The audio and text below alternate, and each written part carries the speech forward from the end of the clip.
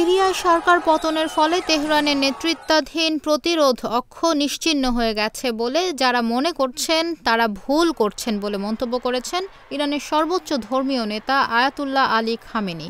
মঙ্গলবার তেহরানে নারীদের এক সমাবেশে খামেনি এমন মন্তব্য করেন।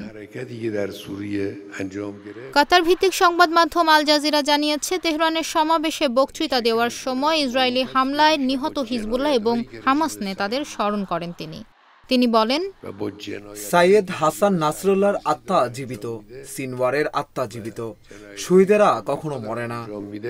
এ সময় তেহরানের সমবেত জনতা আমেরিকার মৃত্যু হোক এবং ইসরায়েলের মৃত্যু হোক স্লোগান দিতে থাকে। খামেনি তখন বলেন, তাদের দেহ চলে গেছে কিন্তু তাদের বিশ্বাস ও আদর্শ রয়ে গেছে, তাদের এই আদর্শ অব্যাহত থাকবে।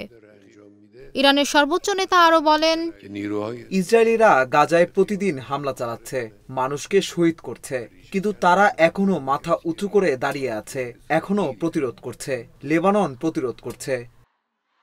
খামেনি বলেন, ইহুদি শাসকরা মনে করছে তারা সিরিয়ার মাধ্যমে হিজবুল্লাহকে ঘিরে ফেলবে এবং নিশ্চিহ্ন করবে, কিন্তু তাদের সে স্বপ্ন পূরণ হবে না। হিজবুল্লাহ নয়, ইসরায়েলি নিশ্চিহ্ন হয়ে যাবে। সিরিয়ার বিদ্রোহীদের অব্যাহত অভিযানের মুখে গত ৮ ডিসেম্বর ক্ষমতাচ্যুত হন সিরিয়ার প্রেসিডেন্ট বাশার আল আসাদ। এরপর তিনি দামেস্ক থেকে পালিয়ে রাশিয়ায় আশ্রয় নেন। এর মাধ্যমে সিরিয়ায় চলা দীর্ঘ ১৩ বছরের গৃহযুদ্ধের অবসান হয় এবং বাশার আল আসাদের ২৪ বছরের স্বৈরশাসনের পতন হয়।